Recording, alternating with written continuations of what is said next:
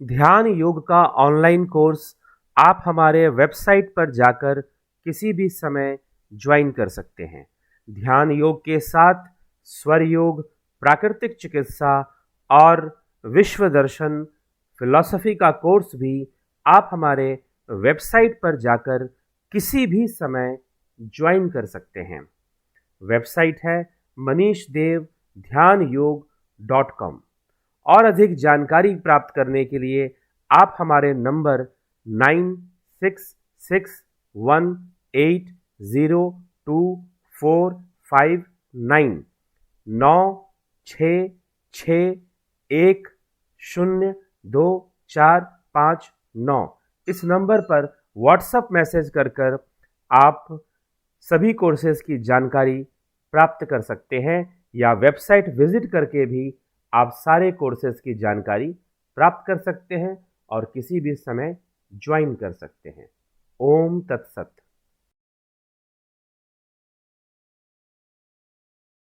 ओम तत्सत। ओम तत्सत। सर, ये पुराणों की कथाओं में जिन असुरों का वर्णन होता है,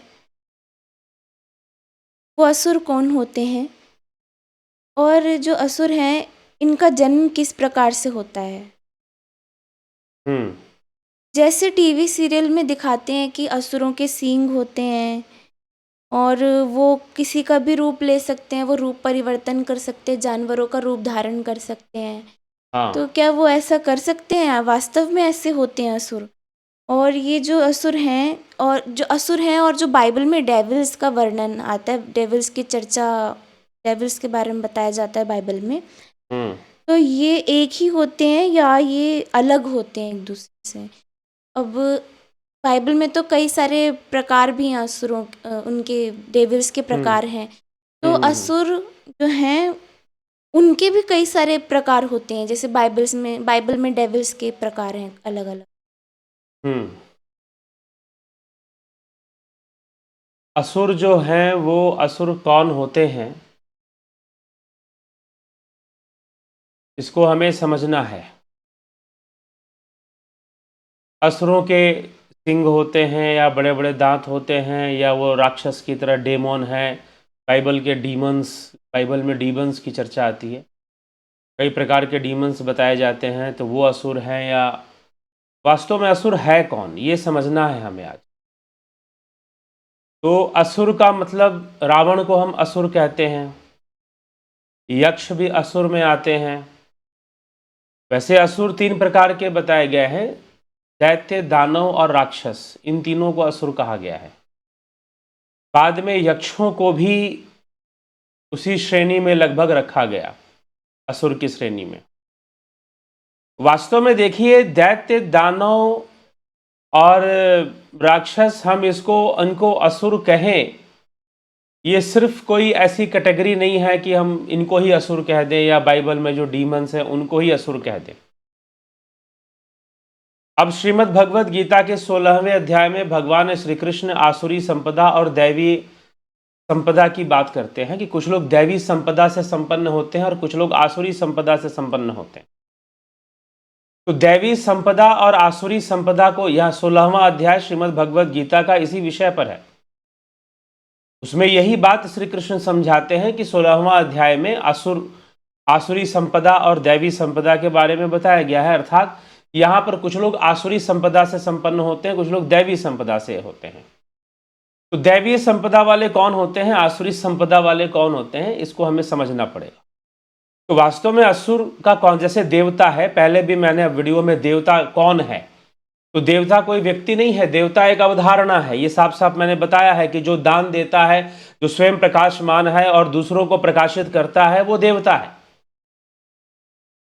तो वो देवता है तो दूसरों को प्रकाशित करने वाला, स्वयं प्रकाशमान रहने वाला और दान करने वाला देवता है।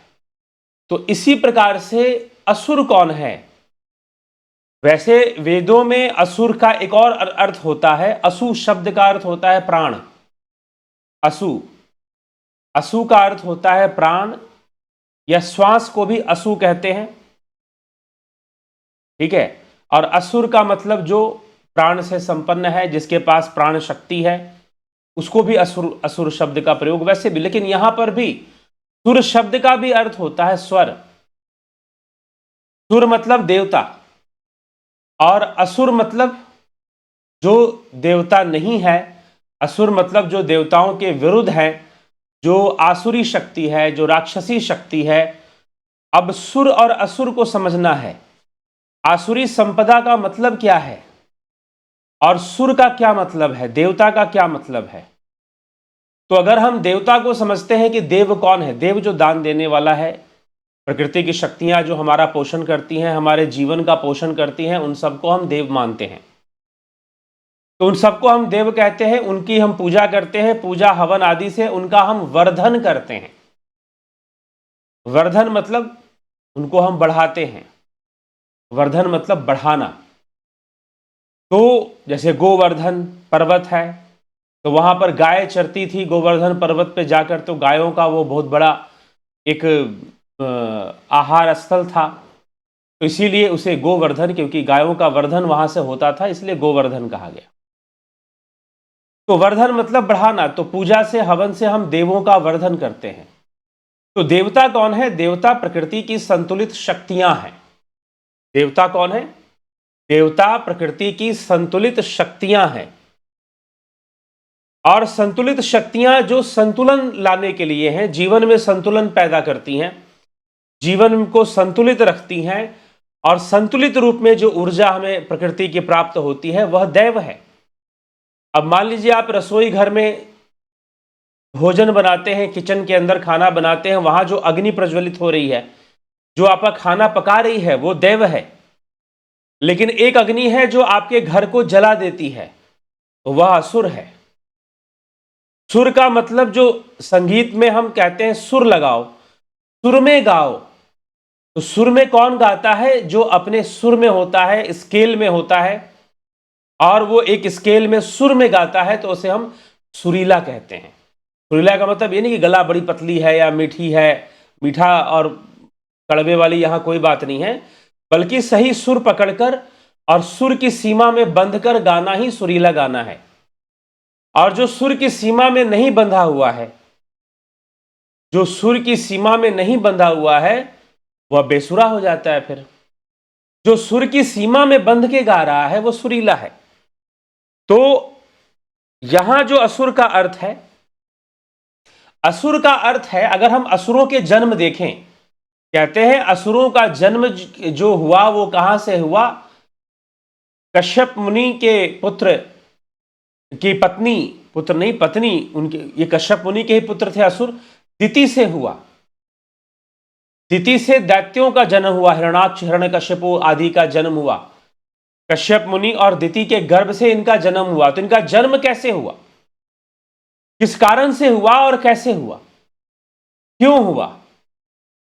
तो इनका जन्म जो है, क्योंकि दिति के आग्रह पर बिना किसी नियम के असमय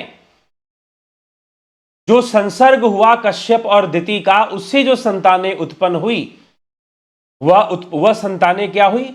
वह असुर कहलाई, वह दैत्य कहलाई। उनको दैत्य कहा जाता है, उनको असुर कहा जाता है, उनको राक्षस कहा गया बाद में। तो ये असुरों में ही दैत्य, दानव, राक्षस तीनों जो है असुरों के अंदर ही आते हैं। तो असमय, असंतुलित भावना से जो संतान उत्पन्न हुई, उससे असंतुलित संतान ही उत्पन्न हुई। वास्तव में देवता वही हैं जो संतुलन की अवस्था में रहते हैं और हमेशा जीवन का पोषण करते हैं।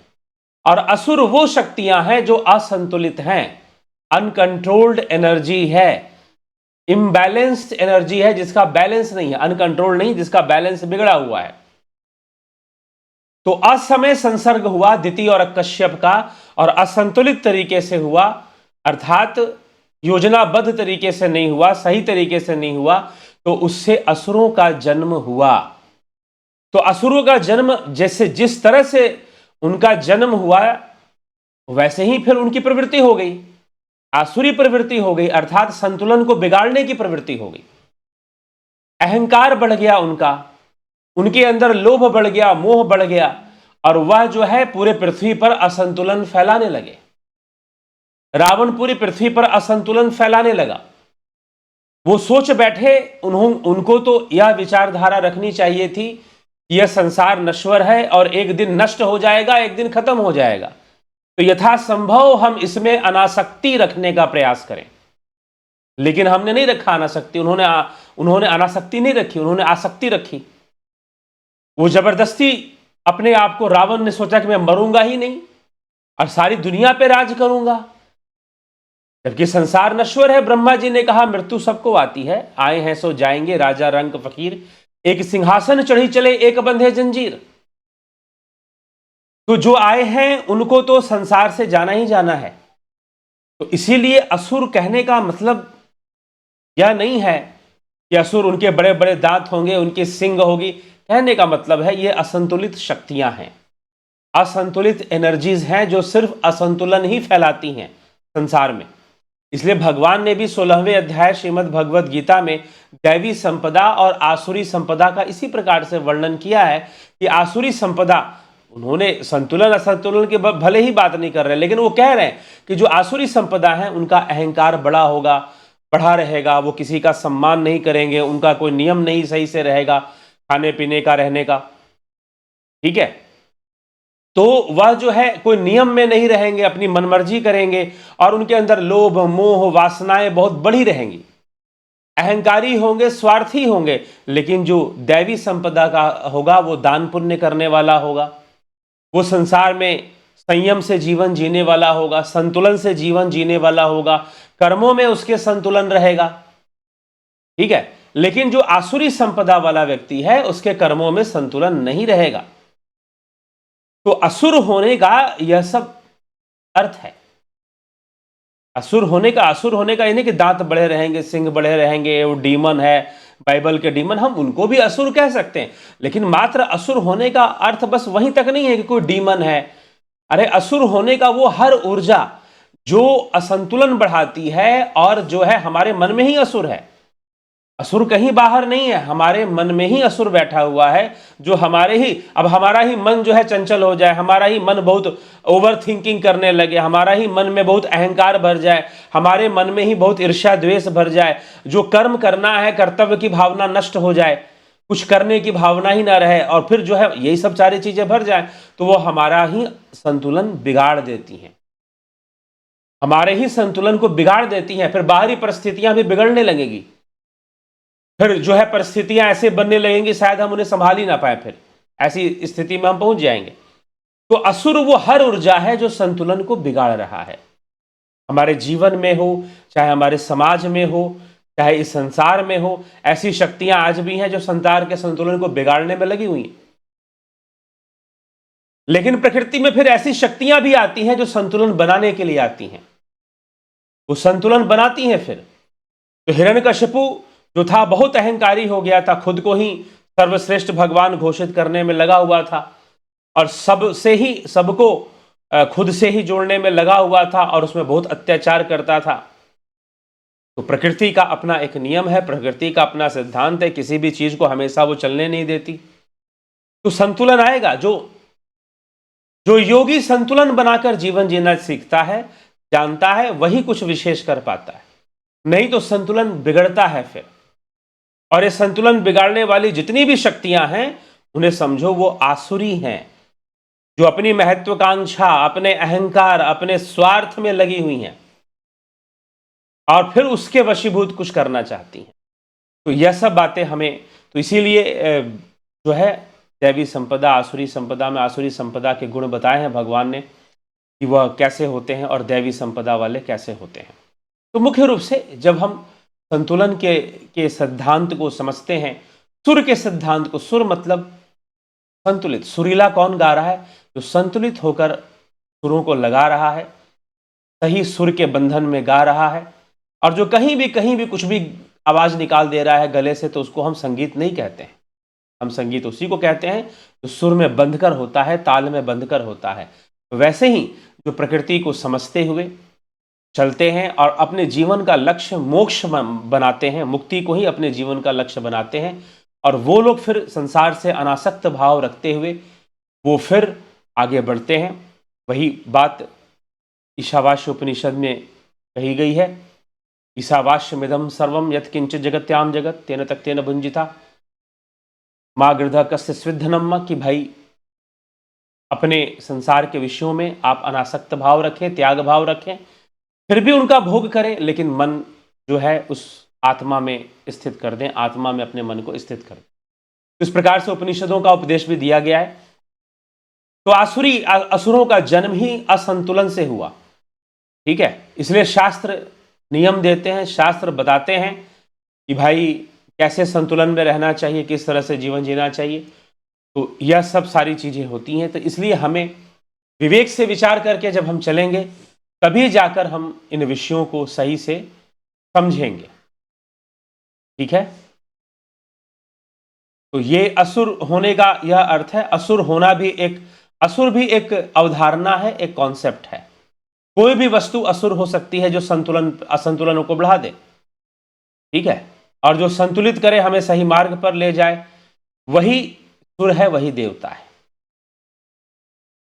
अब राजा बलि हुए, उनका जन्म तो असुर कुल में हुआ था, लेकिन वो फिर भी उनका जो चरित्र था देवताओं के समान था, उनका जो कर्म था देवताओं के समान था, ठीक है।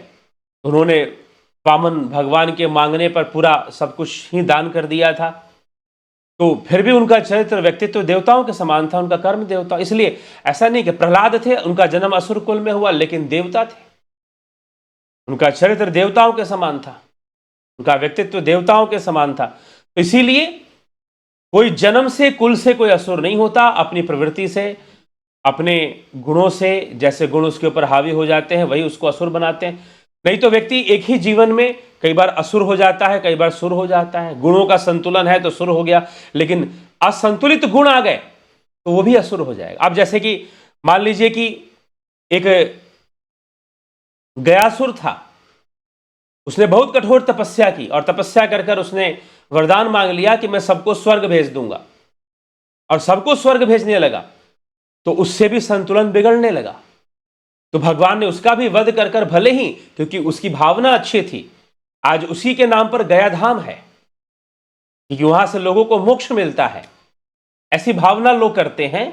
मोक्ष तो जब तक परमात्मा में स्थित ना हो जाए, मन ना स्थित हो जाए, शून्य में मन स्थित ना हो जाए, तब तक कैवल्य मोक्ष संभव नहीं है। लेकिन स्वर्ग की प्राप्ति लोग करते हैं, पुण्य की को बढ़ाते हैं, वहां जाकर अपना पुण्य को तो जरूर बढ़ा पाते हैं। तो इसीलिए लोग अपने पिंडदान के लिए जाते हैं। तो गयासुर, क्योंकि उसने कठोर तपस्या की लेकिन संतुलन बिगाड़ दिया। वैसे ही जालंधर असुर की पत्नी थी वृंदा, देवी वृंदा ने कठोर तपस्या की अपने पति की रक्षा के लिए, लेकिन पति तो अधर्म में लगा हुआ था, तो उसकी तपस्या से भी उसकी रक्षा हो रही थी, इसलिए उससे भी संतुलन बिगड़ रहा था। वृंदा का जन्म भी असुर कुल में हुआ था, तो तपस्या तो राक्षस भी करते हैं, असुर भी करते हैं, लेकिन तपस्या करके भी उनकी जो मनसा होती है वो आसुरी ही रहती है, संतुलन को बिगाड़ने वाली होती है। तो इसीलिए हमें विवेक से विचार करना चाहिए इस विषय पर। और असुर होने का मतलब कोई बड़े बड़े सिंह होना, बड़े बड़े दांत होना, जानवरों का रूप धारण कर सकते हैं क्या, ये तो उनकी शक्तियों पर निर्भर करता है। उनके अंदर मायावी शक्तियां हैं, उसका वो दुरुपयोग करते हैं, क्या है वो तो हम टीवी सीरियल पुराणों की जो कथाएं आती हैं उनमें ये सब बातें देखने को मिलती हैं। लेकिन असुर एक अवधारणा है जो असंतुलित शक्तियां हैं और असंतुलन को ही बढ़ाती हैं। स्वार्थ के वशीभूत, वासनाओं के वशीभूत, अहंकार के वशीभूत, लोभ मोह काम क्रोध के वशीभूत जब अत्यधिक बढ़ जाते हैं तो कोई भी साधारण मनुष्य असुर हो जाता है। जब संतुलन में रहते हैं, तीनों गुण संतुलित अवस्था में बने, हालांकि पूर्ण संतुलन होने से तो मोक्ष ही हो जाएगा, लेकिन फिर भी संतुलन में रहे तो फिर वो सुर है, देवता है। असंतुलन में है तो वो असुर ही है। तो ऐसा हमें समझना चाहिए। तो ऐसा ही श्रीमद् भगवद गीता में भी 16वें अध्याय में आसुरी संपदा दैवी संपदा की चर्चा करते हुए भगवान कुछ इसी विषय को स्पष्ट कर रहे हैं। ठीक है, और कुछ, और कोई प्रश्न? ठीक है। तो इसी के साथ अभी हम इस चर्चा को, और हम अपने अंदर दैवी संपदा का विकास करना चाहते हैं, ऑनलाइन ध्यान योग कोर्स होता है, आप इसे ज्वाइन करें। प्राकृतिक चिकित्सा का कोर्स होता है, इसे ज्वाइन करें। और स्वर योग का भी ऑनलाइन कोर्स होता है, इसे भी ज्वाइन कर सकते हैं। और विश्व सनातन दर्शन का भी कोर्स, इसे भी ज्वाइन कर सकते हैं।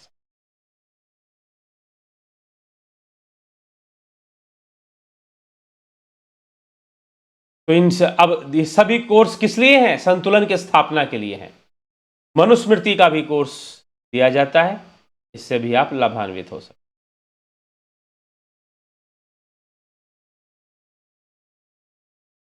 तो हमें यही विचार करना है और सुर बनना है, अपने आप को संतुलन में रखना है। आसुरी प्रवृत्ति क्योंकि हमारा अपना ही नुकसान करना शुरू कर देती है, तो हम ध्यान योग का कोर्स, स्वर योग का कोर्स और प्राकृतिक चिकित्सा, इन सभी कोर्सेज का हम भली भांति लाभ उठा सकते हैं। तो चलिए इसी के साथ हम विराम देते हैं। बहुत बहुत आभार आप सभी का। ओम तत्सत।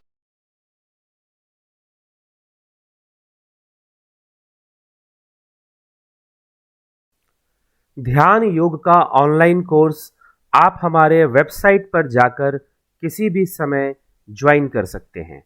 ध्यान योग के साथ स्वर योग, प्राकृतिक चिकित्सा और विश्व दर्शन फिलॉसफी का कोर्स भी आप हमारे वेबसाइट पर जाकर किसी भी समय ज्वाइन कर सकते हैं। वेबसाइट है manishdevdhyanयोग.com।